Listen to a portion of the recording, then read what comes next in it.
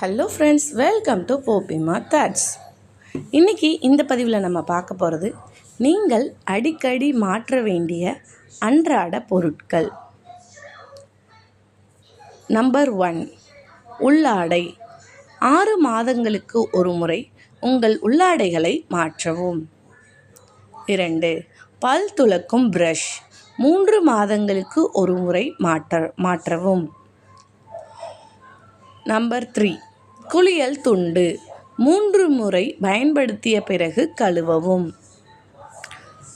Number 4, தலையணை உறைகள். 3 நாட்களுக்கு ஒரு முறை மாற்றவும்.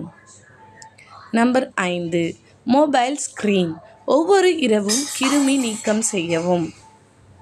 நம்பர் 6, பெட்ஷீட்டுகள். 7 நாட்களுக்கு ஒரு முறை துவைக்கவும்.